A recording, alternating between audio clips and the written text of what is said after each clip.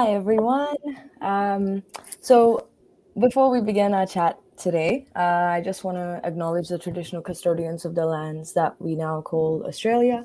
For myself, that's the Wurundjeri people of the Kulin Nation, and also pay respects to elders past, present, and emerging, as well as extending that respect to the elders of the lands that you're all coming from today as well.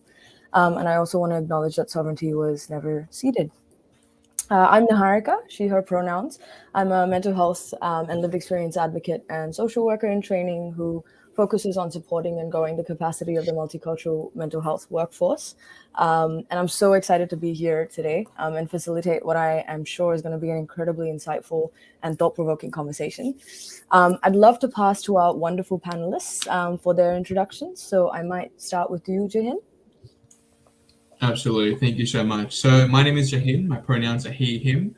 I'm a multicultural youth advocate and also an optometry student. I come from a Bangladeshi background and I'm 21, recently turned 21. So I think my role is just to bring the youth perspective and really talk about mental health and intergenerational conversations of the younger generation and hopefully have that dialogue, brought to light as it should be. So very, very excited to be here. Awesome. Thanks so much, Jahin. And then we might pass over to you, Sandhya. Hello, namaste, Mbula. I'm Sandhya, also known as Dusk. I am from Fiji. I'm of Indian ancestry. My ancestors were sent over to Fiji to work for our lovely colonizers for the Colonial Sugar Refinery Company. And I'm very thankful to have grown up Fijian. I unfortunately, we went there through terrible circumstances, but I'm very grateful for having being born there. I am a writer, a photographer, and a BIPOC publicist. By that, I mean I represent only Black, Brown, First Nations, Indigenous people of color, primarily because we are community spirits. So capitalism sometimes escapes us because we work as a community, as tribe. We help each other, we uplift each other. So we don't really know how to push and promote our individual selves. So this is where loudmouths like me come in, because I'm happy to do it for you.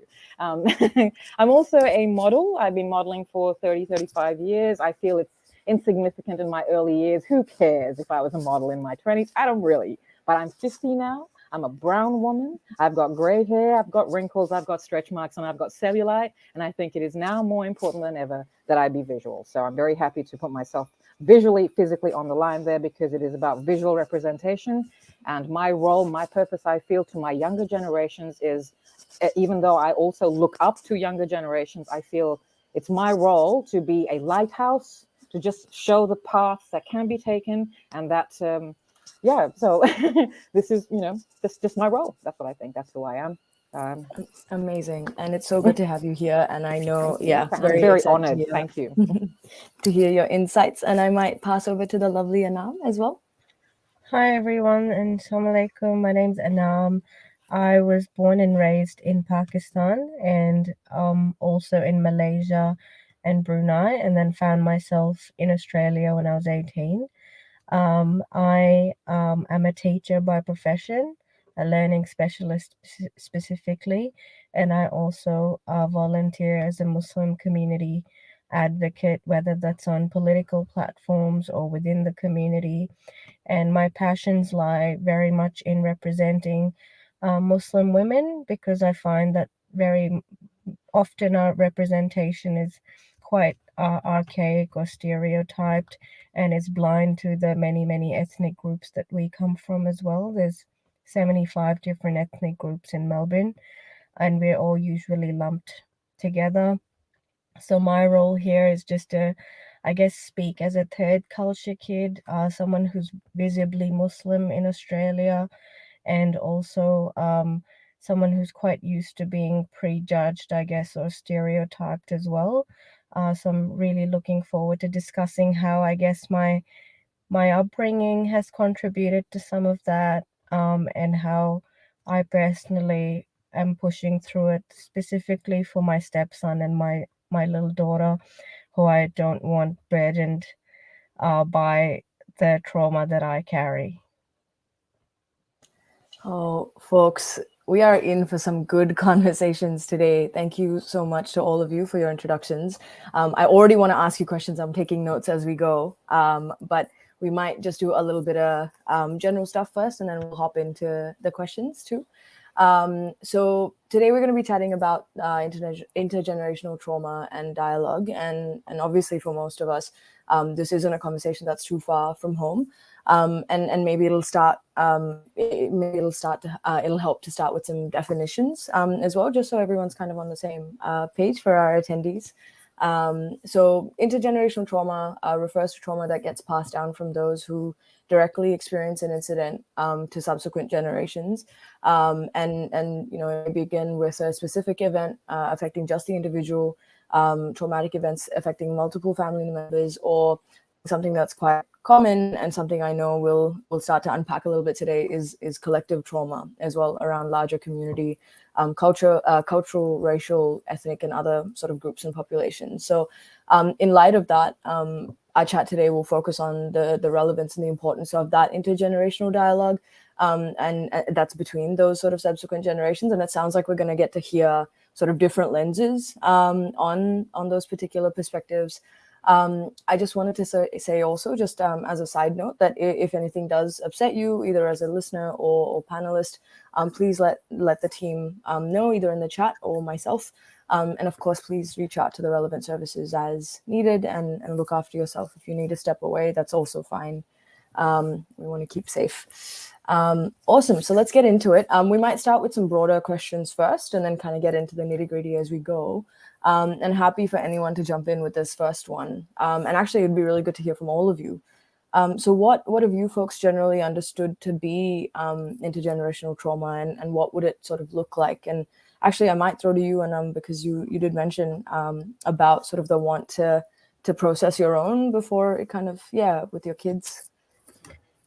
So funnily, I actually started unpacking intergenerational trauma here in Australia in my mid-20s, because I found that I was really struggling with my sense of self and my identity as a brown woman. I didn't wear the headscarf back then. I wasn't visibly Muslim, but just fitting in with the different little silos that I'd very carefully cultivated. And what I would do is I would show a very specific side of myself to each group.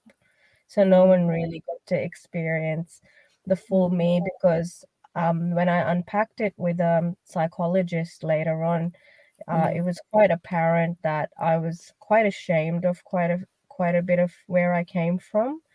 And unfortunately, that shame was a product of what she termed intergenerational trauma, which is when I really started unpacking the term. And the way I understood it is, you know, I was raised in a very patriarchal household.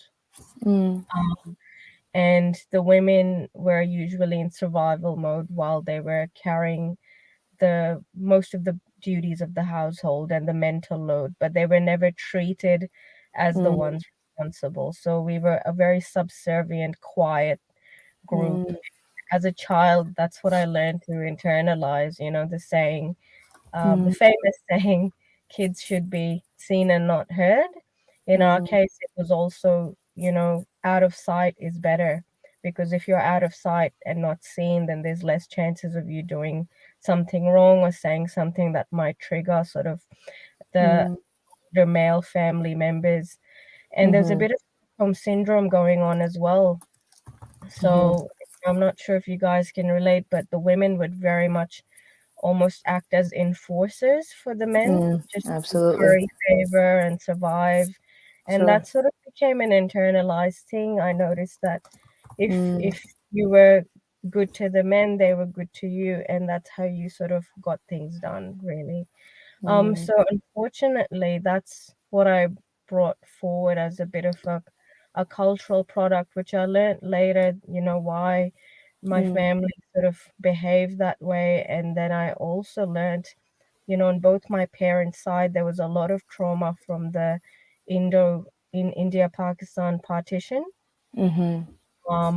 which I learned through my grandparents' behavior, actually, why there was such severe PTSD there, which Mm. I can term that now, but my grandparents would never use that term for themselves. There's Sure. no acknowledgement of mental health. So that's what Mm. I mean, I guess, when that's probably a lived example of what I mean when a generation that sort of never found its footing transferred that to my parents, who then transferred that to myself and my siblings. Mm-hmm. And I ended up marrying a Lebanese man here who Mm-hmm. brings his own unique brand of, Lens. you know, a Mm. post-war Lebanon trauma and how his parents sort of escaped with him as a child. So we're Mm. just trying to tag team right now to not inflict that forward, I suppose. Mm. Oh, amazing. Yeah. I mean, look, it's one of those sorry, things. Oh, yeah, sorry. I just please. had to. Anam, wow, that's heavy. Mm. Oof. Sorry, It's Niharika. Sorry, I just no, had No, to. please don't Wow. apologize. Yes. Yeah, it's I heavy. It is. appreciate that. Thank you. It's absolutely heavy. And I think, yeah, being able to talk openly about these things, or at least start that dialogue, which is exactly why we're here today, is both a privilege, but also something to hold. So absolutely acknowledging that it is very, very heavy. And I was thinking about what you had mentioned about sort of the Stockholm Syndrome aspect of it, and that the nature of how that sort of trauma gets passed down, and you don't sort of have. It's difficult to find agency in that Yeah. experience because it's not something that's directly happened to you. Mm. And yeah, I mean, I guess that's an interesting kind of point to jump off from, and actually would like to hear from you, Sandhya and Jahin, as well, about your thoughts on what that sort of trauma is kind of manifested like, and especially in light of those the intergenerational things where, yeah, it's not you directly having experienced those things, and how that kind of affects your day to day. Big questions. Jahin, would you like to go first? Yeah, absolutely. Thank you so much. First of all, thank you, Anam, for sharing that. A lot of the things that you spoke about really did hit home. Um, Mm. at least for me, when it comes to intergenerational trauma, dialogue, it's all about the collective struggle that gets unaddressed for so many years, where it just starts unfairly affecting the younger generation. So in my context, I just turned 21. I live in Sydney, migrated to Australia in 2002. And so growing up here, my assumption was obviously I'm different. The color of my skin is different. The way I speak is different. But I started my schooling here. I'm growing up here.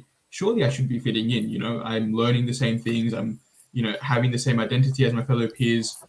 But that was never the case because with my parents, with my grandparents, there was always a very dense inferiority complex that would go around as we're migrants, we're supposed to be different, stay in Yeah. your lane, don't stand out because then you'll be seen as an issue. And I think that comes from the whole survival instinct that we have, where it's unfairly shed upon the younger generation to say, hey, you might have goals, ambitions, but at the same time, be a bit more, noticing of where you need to stay. Don't stand out too much. Have a stable career, but don't get out of that lane.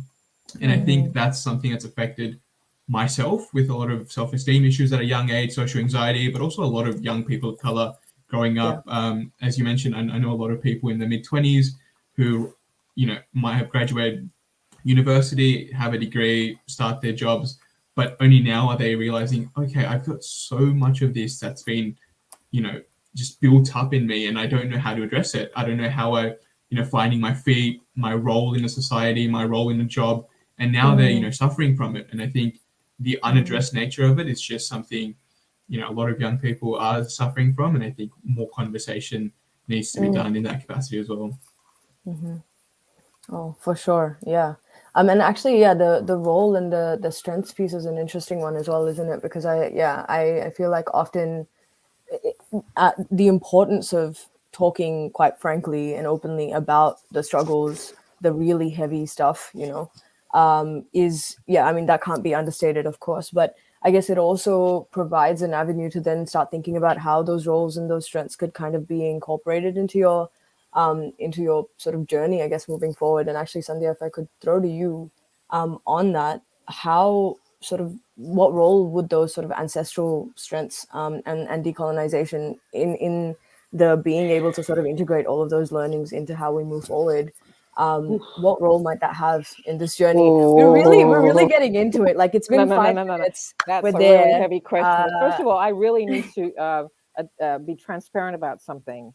I'm 50. I'm perimenopausal. For those of you who don't know what that is, it means I'm still menstruating, but I'm also the fertility, the baby making factory is shutting down. So my emotions are all over the place. If I start crying now, just forgive me, okay? Because this is a very heavy conversation, and I have to be transparent about another thing, in that I haven't experienced it.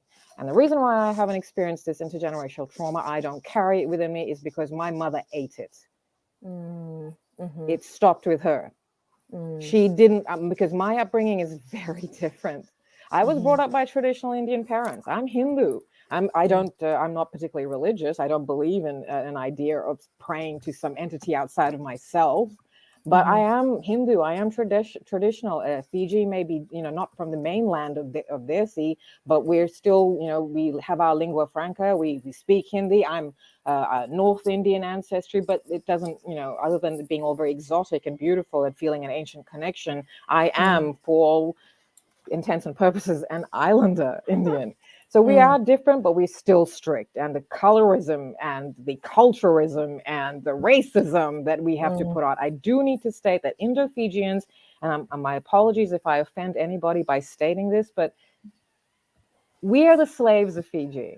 Our first settlers, they are one of the few indigenous or first settlers, first people of any land who have full rights to their land. We were forcibly brought to Fiji, taken to Fiji, yet we are still considered the enemies. The oppressor is more celebrated and forgiven than those who are oppressed. So there is a lot of intergenerational trauma. The Girmit years, we all know why it's called Girmit, because our poor Indian ancestors couldn't pronounce agreement. So it was Girmit. So that's why they all shipped off to various lands to go get sugar for the white man to sweeten his palate. So there is a lot, and I understand it, and I feel something of it, but I haven't personally experienced it, because anything like Anam, you said you had to become, please the man, whereas my father would sort of give me little taunts. First of all, he loved that I was different, but secondly, being a typical chauvinistic traditional Indian man, hated that I was different. So, I was punished for the very thing that was his ego of self-made. He was a politician, a senator, so a lot of expectations were put upon me, and I refused all of them. I can't cook. As an Indian woman of my generation, I was expected to learn to cook. So there were the taunts when I was younger that all these girls can cook. Why can't you cook? I'm not going to. I've got other things to do. I've got to cook mischief. But that's my mom. My mom didn't, because she didn't want that for me. She was one of a large family. There's 14 of them. They're all very educated, etc. But again, it's a very colorist society that we all grow up in. So the fairer ones got the higher education. It's. Are we allowed to swear on this? Because I'm being very polite. I have to tell you. I won't. I'll try not to. I'm sorry. And sometimes you just need to as well. So look, we'll forgive you if it escapes you, but go on. I hope I'm trying to convey that even though I may not have personally felt it, I know who did. It's my mother. She stopped it. She didn't force cooking upon me. She didn't force me to be this. Okay, I'll tell you another story. All our cultural, religious stories. As a Hindu, the Pandit told me, don't ladki, menstruating, whatever he said to me, and mom knew I was, but I said, no, I'm not, because no one's going to stop me from going into a temple of Lakshmi. Excuse me, I'm female. Thank you. So, and I was younger. I was a young girl when I was doing this. I was 12, 13, and my mom was my co-conspirator. So I'm telling you all this just so you understand. I hope I don't come across either naive or arrogant, but because I escaped the trauma myself, I am in a privileged position to fight, to have a platform and to use it. Because again, Jahin, what you said about not standing out, my whole life, it has been my goal, and not my goal, because I don't pursue it actively. I'm not a hustler. I don't want fame for the sake of it. I need it for purpose. But I'm happy to stand out. I mean, I'm wearing blue and green eyeshadow, different. I'm happy to stand out. I am happy to be seen, because I think we need to be seen. We need to be here not to be, also we need to be here not to be seen, but to show. We need to now show, because we're a bit tired of taking the back seat and everything. So that's in my role, as I said earlier, is in this trauma role, is to show younger people you're not going to get punished for it at this side of things. It actually, you get rewarded, because you come away with, God, I sound like a Hallmark card, but you come away with this integrity. I was a model when I was younger, against all the wishes of my father and my mother. I know she would cringe. I know, I pursued this because it was to do not hem me in. Another thing, I was the first newsreader for Fiji TV. This was fresh off the first coup in Fiji, which was not a racially based coup in 1988. I, again, escaped that because I was in boarding school in Australia. I, unfortunately, was not allowed to go home for 2.5 years because my father was a politician. So I have some personal trauma that I'm only addressing now as a 50-year-old, because I had other things I had to do. So, but I wasn't allowed to go home to my family because my home was being divided racially, so there's this other thing to unpack, the trauma of being a child from that era and being told, I'm sorry, you're not actually Fijian, go home. Us Indo-Fijians, we don't have any other home. That's our home, for better or for worse. So as I was saying, I was the first newsreader. Fresh off the coup, I knew what a statement I was making by wearing a sari, reading the news in Fiji in 1991 and in the early to mid 90s. So, Jahin, I have not been afraid to stand out, and I feel that that's what we all need to do in whatever way, to not compromise who we are, but also to not be afraid to take up space. And that's what I do. I don't take up space for validation, likes, or fame. I take it up to give the next generation space. It's all about everyone who has a platform. We are all ambassadors for our cultures, for our races, for our genders, for our colors, for our fellow, for our sisters and brothers. And so I feel we all have to take up space. The more space we individually take up, the more it joins up. Absolutely. We've got bigger. And I talk too much. My apologies. I'm going to give you a mic. Oh my God, no apologies, please. No, we don't do that here. No, that's brilliant. And yeah, I mean, I think I've been reflecting a bit on, I guess, listening to you and talk about her experience too, like that sort of direct and indirect effect of patriarchy on sort of the trauma, but also the dialogue and how that kind of plays out. And actually, if I could pass back to you, and I guess, you mentioned your daughter before, and if we're looking at it from that sort of feminist lens, and going off of a lot of what Sandhya was talking about as well, what would you feel is sort of uniquely special for your particular generation of peers in building those bridges, or addressing either that direct or indirect sort of trauma and stopping it in its tracks? But I guess, in another lens as well, and in speaking to Sandhya, your comments about your mother, doing it in a way that's also safe for you. So not just kind of holding the burden so that your children don't get to see any of it, but at the same time ensuring that it's not kind of continuing. Yeah. So I basically aspire to, end up where Sandhya's mother sort of ended up, in terms of, I love what Sandhya said, that she ate her trauma. That's fantastic, and gives her so much power in that statement. Sandhya, you've got something to say? Anam, do you mind if I just, sorry, interrupt you? I just need to say my mom was 32 before she had me in 1971. For a woman, Indian woman, in 1971, to have me at 32 and not get married and refuse to be, pushed into it. And she didn't want to bring a child onto this earth until she knew she was certain she could stop and eat that intergenerational trauma. So I just needed to say that one, because my mother sacrificed a lot for me. I'm so sorry, Anna, but because I know you're a mother, I know what it means. So take it. I'm sorry. I feel you. No, I really love that you said that, Sandhya, because I remember it's really funny you said that, because I actually had my daughter when I was 32 as well. So I was smiling when you mentioned that. And also I did a lot of work in the background. I couldn't control when or how my stepson was born, but with, having my little one, there's a lot of work that went into it. And, it's a good segue, Neha, into what you mentioned, which is, just doing that work was very important. And part of it was Jahin acknowledging what you mentioned, which is completely to this day ingrained in my bones, and I try to fight it, which is just don't stand out. Just do not stand out, because my parents to this day are so on edge whenever I, do any TV or radio, or write an article and I send it to them. I've learned to expect not straight up praise, but a lot of fear from them.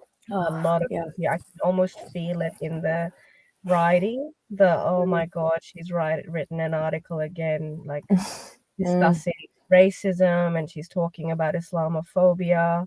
And so I can really feel that they're not past that point where it's not just they're not even engaging with the content, because there's so No. much fear. Yeah. um, Yeah. and that fear that she's sticking out. And we have a lot of conversations that sort of are funny, where I'm just like, we're at this point, where I've done so much of this. What's it gonna take for you guys to just laugh about it and get comfortable?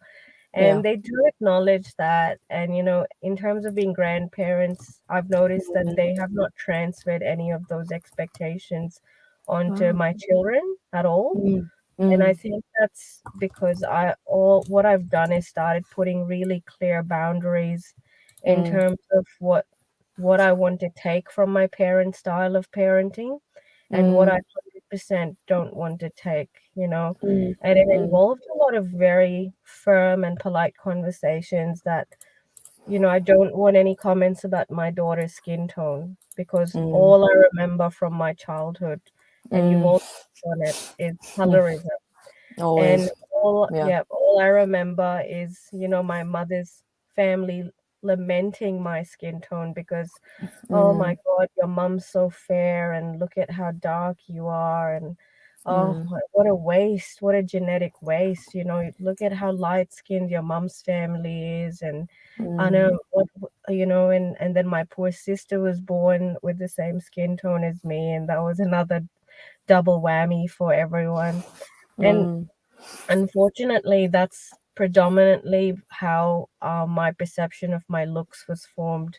I've got really thick curly hair, which was also a source of great concern. So I fried it to bits straightening it when I was very young, to the point that it was, I mean, it's fully grown out now, and you wouldn't recognize any of the damage now. But when my daughter was born, I figured my husband's got curly hair as well. So I had to have a conversation about hair texture with my family and ask them not to bring it up, because Yeah. I had no Yeah. doubt that she would Yeah. have curly hair. And she's born to two brown skinned parents, so there's no doubt she's gonna have brown tones. Um, so a lot of those conversations needed to be had with family overseas, and there were times where I felt quite ridiculous having these conversations, but they have paid off, because I can almost feel my family checking themselves when those familiar sort Amazing. of Yeah. comments and expectations come to the tips Sure. of their tongues. My daughter's just turned 2, and one of my family members said, "Oh, she's pretty loud for a girl. She's got a pretty loud Yes. personality." Good. Very Yeah, and good. I thought, how does a toddler behave? Mm. A toddler's It's frontal lobe's ridiculous. not developed. They've Yeah. barely got a grasp of language. She's not potty trained. This is just a being that's essentially come into existence. How do I train her to not be loud? Yeah. And that's Yeah. when I learned very sadly that apparently we were. my sister and I, that sort of conditioning to lower your voice, the Goodness. sort of Yeah.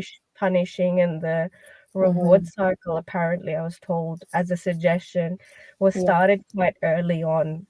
And almost like as validation, I was offered that, see, look at how quiet you turned out. It So worked. soft, just so good. Yeah. And just, Exactly. no, So I was yeah, like, I that's really wonder what I don't remember about my childhood, because what I do remember isn't pleasant, but I imagine if I was started off early on, it's you know, who knows, keep that's it. So look, just some honest conversations, some very firm boundaries, a lot of self-work, as Sandhya said, a lot of waiting for myself to reach a point where I was willing to really take ownership and self-reflect and work on it. And also having my husband on the same page yeah, as the no, other parent. Yeah. no, for sure. And I commend that. I think, I mean, the thought of looking back over your history and not being sure what it is that you're kind of missing, and whatever does kind of come up, the kind of stuff that comes up for you as well. And hearing that it for you and your husband, it seems to be a proactive approach to kind of deal with that, rather than it just sort of being that, it comes up and then you're kind of flustering and then you don't know, and then you perpetuate without being able to really critically reflect both on your actions, but then also of your family, and bringing that in. And I, in linking to sort of a lot of what you were talking about, that inferiority complex and collective struggle, I might actually jump back to you, Jahin, in terms of your experiences, because it's almost like we're thinking about what happens when, as a parent, you're looking at, I guess, not perpetuating that in terms of following generations. But it'd be interesting to hear from your experience, like, is Jahin, your experience in terms of your own history and being able to talk about this stuff now, and from the perspective of a child who has parents who might be, I mean, it would be good to hear what sort of your learnings have been, and what sort of learnings you'd want to kind of take forward, almost like that multiple generation conversation. Yeah, absolutely. And I think, first of all, just this conversation is just leaving me in a lot of awe, because I'm just like, I wish my inner child heard this before and just understood that it's okay to be who I was at that time. And so, coming back to your question, I think whenever I think about this, it's a bit of a double-edged sword, where on one end, I don't blame my parents in any capacity. I think it's unfair to have that expectation to say they should have known everything, the entire manual on how to raise a child in a Western culture, having to migrate, change their entire life, all those sacrifices. And so in that capacity, I don't have any, anything against them in that regard. I think they did the best they could to shield me from all the the transitional period, all those, struggles that they went through. But also at the same time, growing up here, not feeling like you fit in at all. And when you go back home and when you need that support, not getting that, because you have to understand, okay, I'm not the same. I shouldn't be trying to fit in. I should just try to do my own thing and then eventually try to make something out of myself.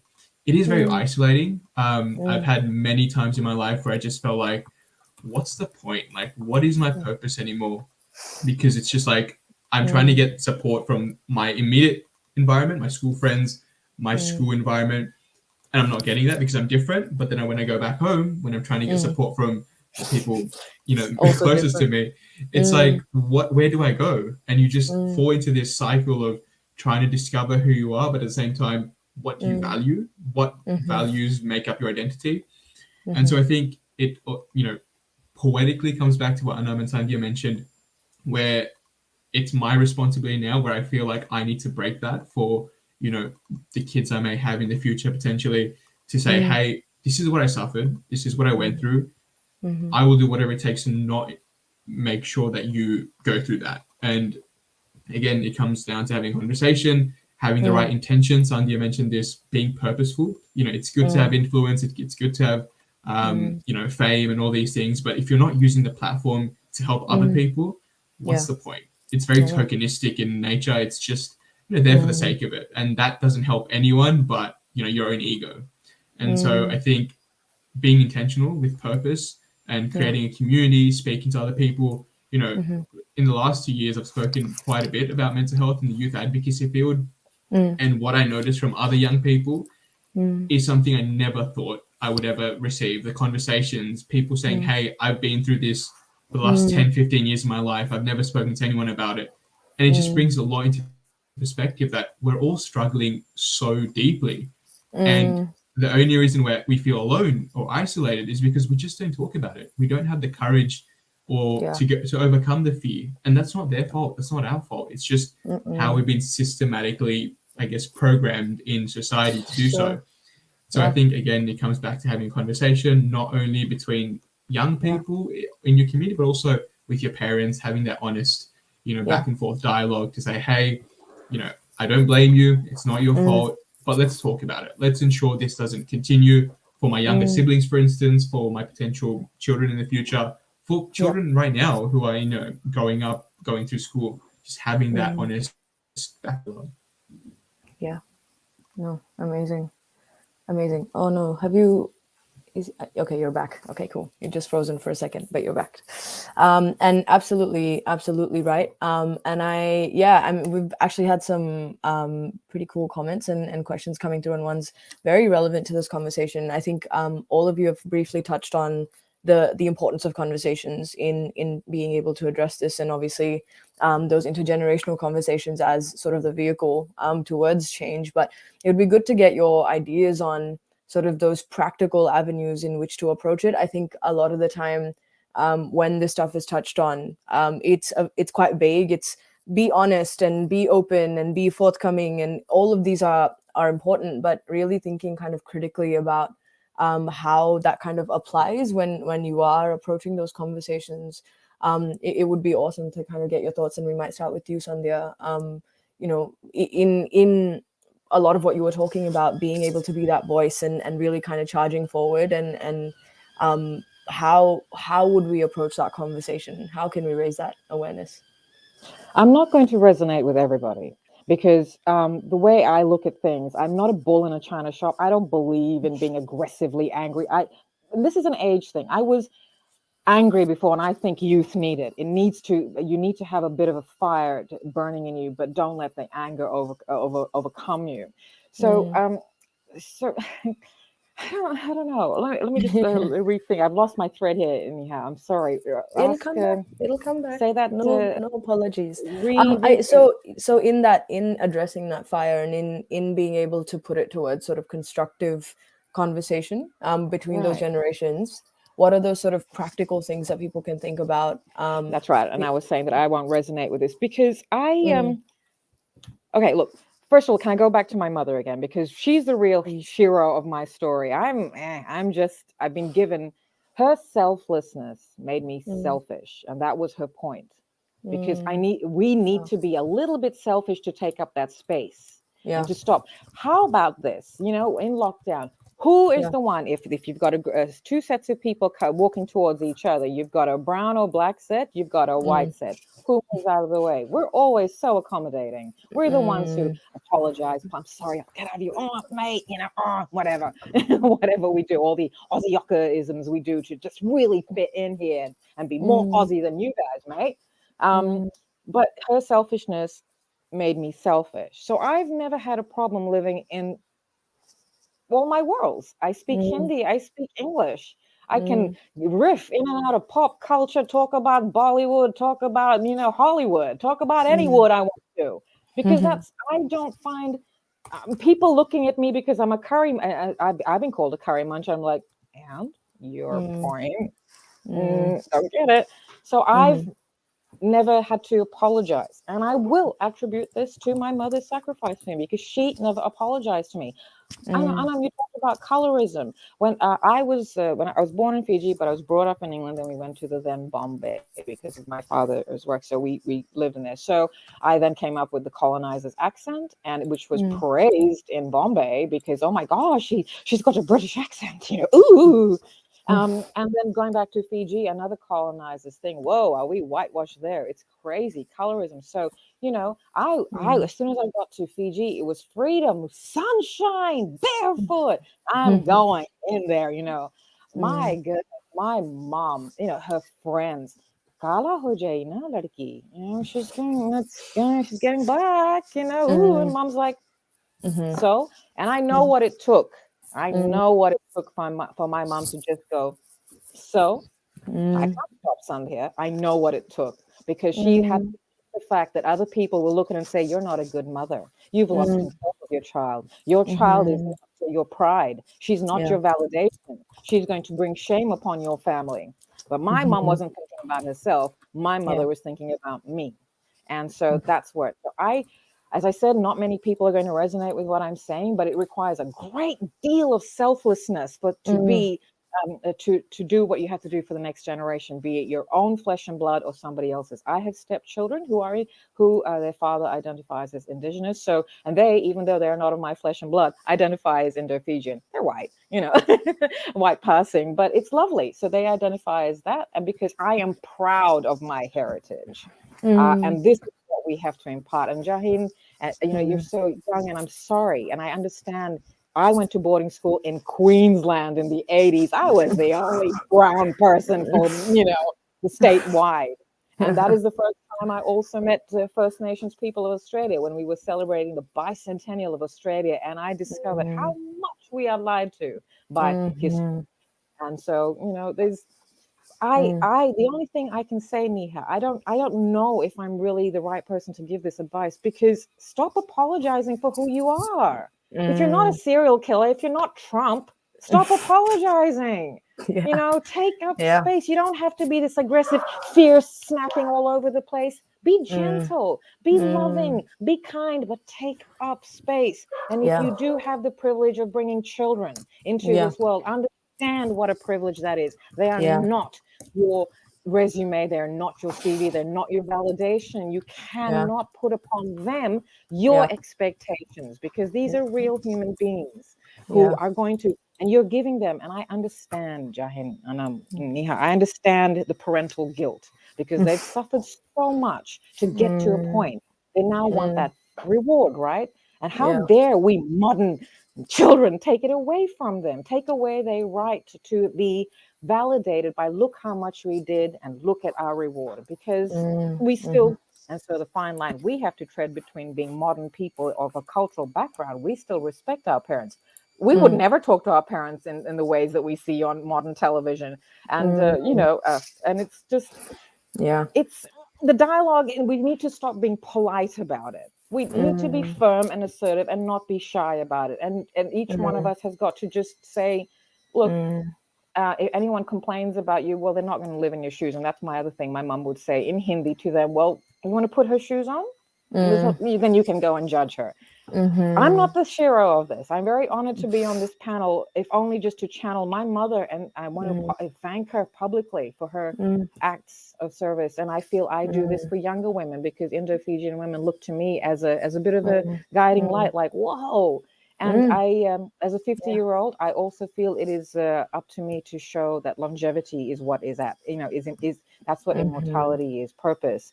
I'm really concerned with this idea of empowerment being showing your ass on Instagram and getting likes for it. So, and I see that everyone, even in Fiji, they're doing it. Everyone's getting, you know, I love that women, the girls are embracing this part. I feel, yes, sexuality is a very personal thing, but you need to be proud of it, not to be ashamed of it. It's a very natural process of human life. But not stop using it as a validation. That word keeps coming up tonight. My apologies for that. So I do hold everything I do. I conduct myself. I write about my history to show simply somebody somewhere. If one person resonates from that and says, okay, I can still be cultural. I can still be a Hindu Indian, and I can still have purpose and change and not be a slave to my parents' whims and wishes and expectations. So I don't know if I said anything wise there. No. There was so much to draw from, And I was thinking about I wrote it down. I know what it took for my mother to say so, which really, I think, strongly resonated with me. And if I could pass to you, because I was thinking about, if you're in a position where clearly, for all of the folks in this room, that critical self-reflection we were talking about, being able to look at these things in somewhat of an objective way, remove ourselves from the experience and look at what's happening and think about how we want to move forward, then and you have other people in your family, older generations, for example, who are in that same place. It's much easier to have that conversation, right? Because people are in a place where they want to actively reflect. And so if you are to bring up something that's difficult, then yep, cool, we're there.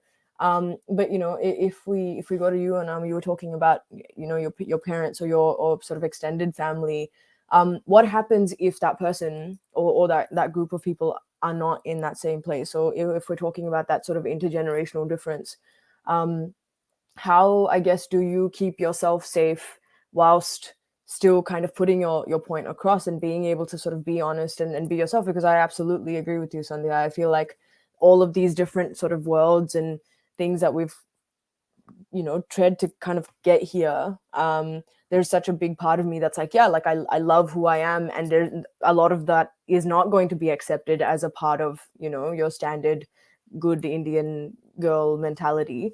But what happens when the receiving end or the audience is not in that same reflective place, and how do you navigate that? I'll answer your question, Niharika, and I'll also address the comment that Tina just posted as well, because I think they're quite strongly linked. Absolutely. Yes. So what you raised is very applicable to me, because I have extended family who have not, categorically have not tolerated my boundaries, and they've told me that, and that is something that I very much expected.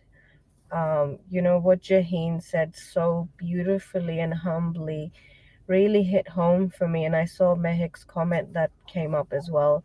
We can't blame our parents for what they went through, but they can't blame us for our responses to our issues and the things we've experienced. Yeah. And they cannot hold on us, like Sandhya said.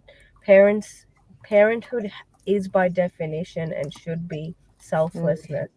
They, by virtue of getting us where we are, that is not something that anyone should hold over a child, or Absolutely. use their child to fulfill unmet expectations, or curtail dreams, or project their own suffering onto. And that is something that I've really had to work on with family, and starting with my parents, where first of all, it was doing a lot of little things to show my complete gratitude for the sacrifices they made. And little things mean, whatever their needs are, I'll address them. Their financial needs, their, you know anything they want. But then beyond that, it's also, what else are they asking of me that I just cannot and should not give to them at this point? One of those things was, again, like I said, we've done all of this for you. Now you need to stop being an advocate. That's you owe us this, or you need to raise your child in this manner, or when you have your Pakistani Lebanese wedding, it needs to be a huge affair, because you're the eldest in the family, and you don't get a say in this. And there were a lot of boundaries where it was very easy for me to put them in place, because a lot of this sounds quite irrational to me now. The whole, why do I need a wedding here? Who, why do you need to invite people that you don't get along with? Or why can't I Yes. wear color? I know I'm dark or whatever. Why can't I wear this color? Or because you're too dark for it. Just little things which have nothing to do with Anything. how much they've done for me. It's all to do with a sense of low self-esteem that somehow is projected on me as well now. And a Absolutely. lot of family overseas who love, sending me WhatsApp messages and calling and saying, why do you talk about this stuff? They know I'm talking about intergenerational trauma. And my aunt overseas was like, oh, she's gonna spill the beans. You know how she is. She just doesn't know how Yeah. to keep a secret. Yeah. And I just had to reassure them that the stuff I'm talking about is going to help younger people. Yeah. Would have helped me tremendously if I had heard people speak about this, and it probably would have helped my parents heal from their trauma that they are still very much carrying. Um, so, all we can do, to Tina as well, is unfortunately it does take a few to break through the mold, and sometimes it does mean carrying a lot of that mental load, and that assertive, like, oh, she's too assertive. But believe me, like, I'm seeing the changes in front of me. I've got brown friends who have younger sisters who are so beautifully outspoken and so in touch with themselves, and they're so Yeah. active in community service, Mm-hmm. I know brown women who are 40 and they're just finally escaping their parents' houses, unmarried, so we must live with our parents because otherwise you're probably sleeping around or, doing nasty things. And I know women who have literally just found their agency, and that's because someone has to, I guess, take that step and put themselves out there. And eventually, I think Sandhya mentioned it, with each of us occupying space, it does lead to collective change.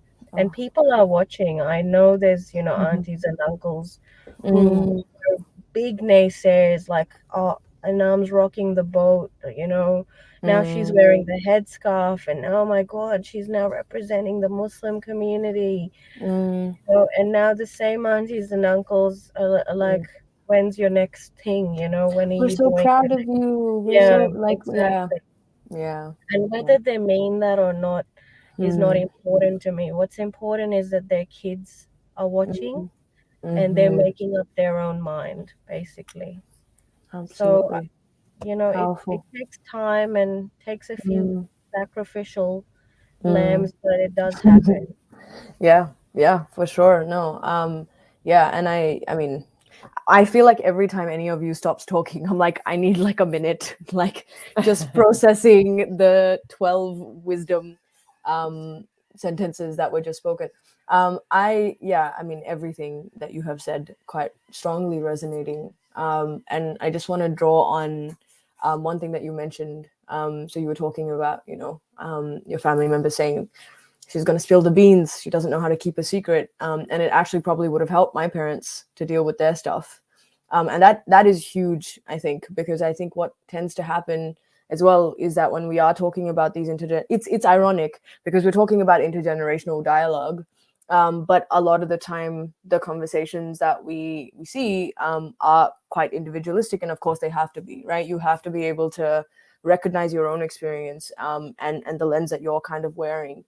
But I think it would be really useful, Jahin, to get your thoughts on what is it, or what does it mean for a young person to be in this space and to open up that dialogue or to kind of push forward, but not only in a way where we're focused on sort of our individual experience, which of course, I mean, that comes above everything else, but thinking about I guess the power. So for example, you being in the space right now and being able to kind of hear what's happening, but also be able to actively contribute to the conversation. Why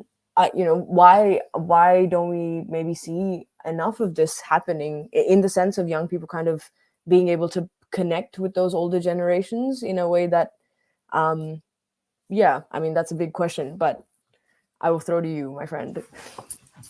Well, I think the main reason, to put it straight, is it's terrifying. There's just a lot of fear to put yourself out there and to do things that other people aren't doing. From what Anna mentioned, I think one thing that I realized growing up is, especially for the South Asian community, is that there's quite a toxic attachment to perfectionism. This whole subjective outlook of you have to be this certain way, you have to please other people, this whole mold that you have to follow. And if you deviate slightly away from it, that's it. You know, you're doing something wrong, and people are going to talk bad about us, about how we raised you.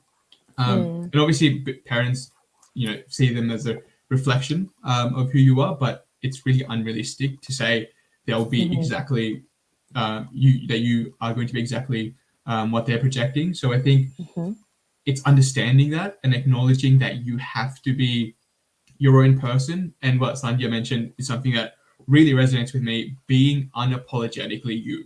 You know, you'll have ambitions, goals that you want to achieve, and you will be achieving no matter how old you are. Not many people will agree with that. You know, people will obviously have criticism, comments, but you can't control that. You know, one thing I've learned is there's a circle of influence that you're in, and there's a circle of, you know, another one which other people are just going to talk about. Focus on yourself and understand that if you know what you're doing is for the good of yourself and the people around you, it's a noble act. It's a life worth living. You know, as Sandy also mentioned, you're not killing anyone else. You're not murdering anyone. It's nothing that's negatively affecting anyone else. So why worry? And I think young people are, you know, slowly identifying that as we see more people taking on more unconventional pathways in their careers, in their lives, and really embracing who they are. But it comes with a lot of difficulties, for sure. I think when I first started my journey in advocacy and public speaking, you know, I got a lot of comments from people in my community saying, why are you doing all this? Focus on your, you know, your degree, study. You need to study all the time. Why are you spending time at this event or speaking on the news for this? So why aren't you studying? And I found that quite, you know, ridiculous, because we have so much time and, you know, things to offer as young people, especially from South Asian backgrounds. Why are we holding ourselves back? And I think having that conversation and saying, hey, this is why I'm doing this. This is my purpose. This is what I feel is benefiting other people. And if you could just take the time to come to an event and witness that yourself, I think you'll learn a lot from that. And just being honest in that capacity has really changed a lot of people in the extended, I guess, community that I'm part of, and just people older than me, I guess.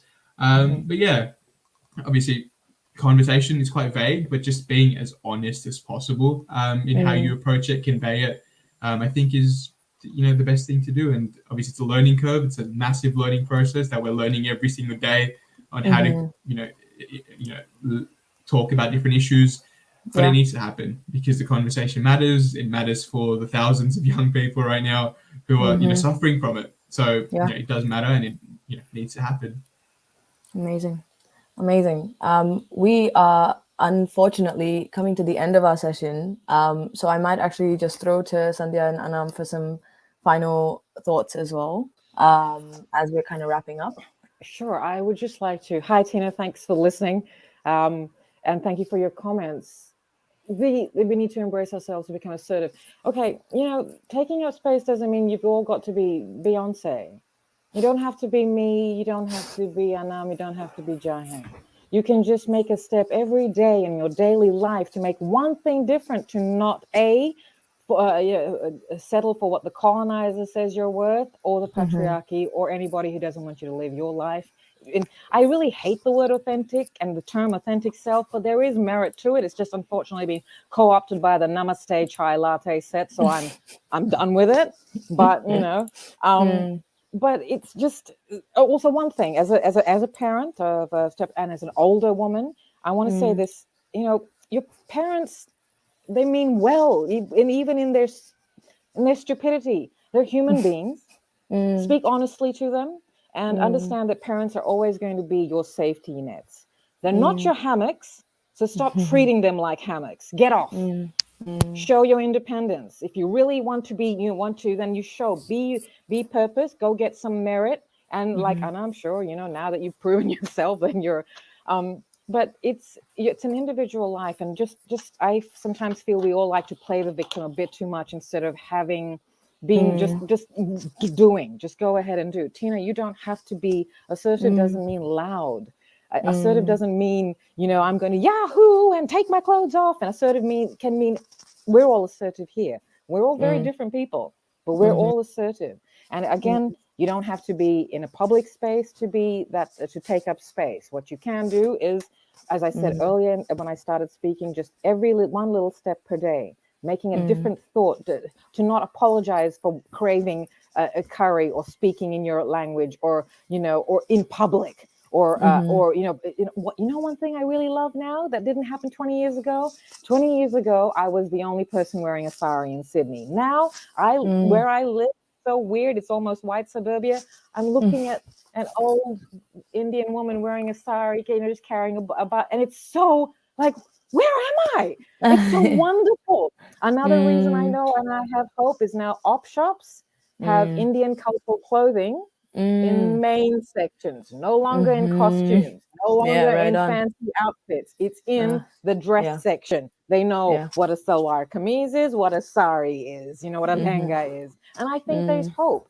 I feel that that's hope is a good thing, and that's what we're all doing, right? We're all trying to create that hope so that we all are proud of.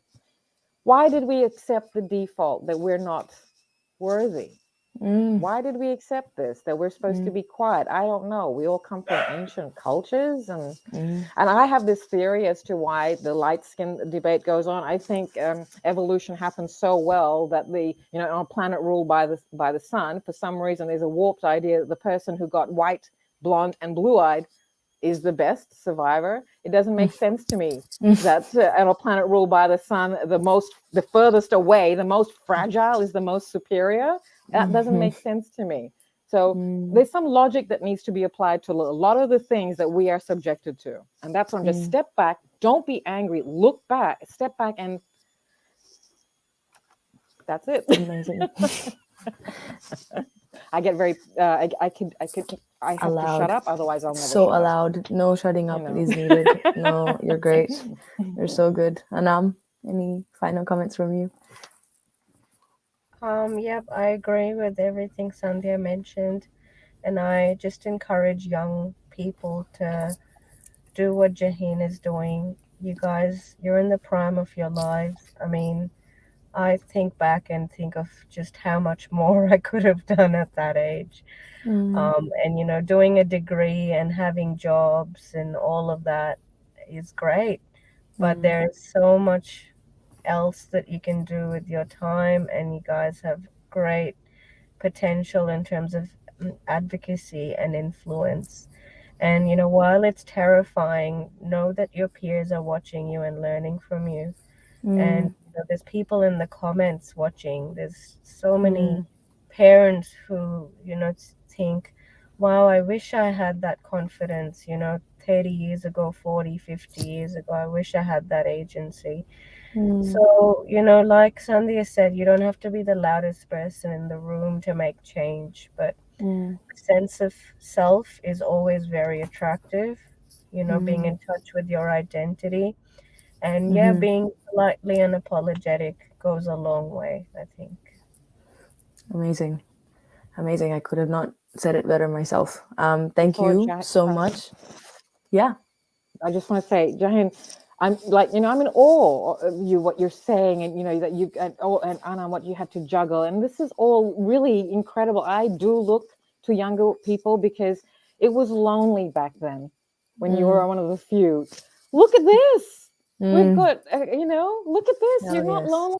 Oh, you find I also like the whole tribe community thing, again, something that's been co-opted by, so I don't use the word tribe, but we are a community. But look at this is amazing. And I'm gonna go now so you can have your last words, but I just want to say, Jahin, I look up to you, Anam, I look up to you, Niharika, you guys are role models for me to keep reminding me, an old 50-year-old, to not stop. It changes. Look at what I'm seeing. This is a big deal for me as a 50-year-old. 30 years later, I'm seeing this. It's amazing. It is amazing. It is absolutely so very much amazing. Thank you so much to all of you for sharing your energy and love and stories with us today. I know they're going to form a very, very important part of the dialogue moving forward. And to all of our attendees as well, and in the comments too, thank you so much for your presence. We hope that it was an insightful chat and then keeps the conversation going. If you'd like to access any resources around cultural diversity and mental health, there is a link in the chat at the moment for a list of supports and resources for working in a culturally responsive way within the mental health space that you can check out. This was also the last of a 3-part panel series curated by the Brown Come Up and Shakti Mental Health. And so thank you also to the people who have supported and participated in this series, including Chai Chats and community, for providing us the platform to have these discussions as well. That's all from us, folks. Please do something relaxing. Enjoy the rest of your Sunday. Thank you again to the panelists. I cannot tell you how full my heart is. Please look after yourselves, and we will see you very soon.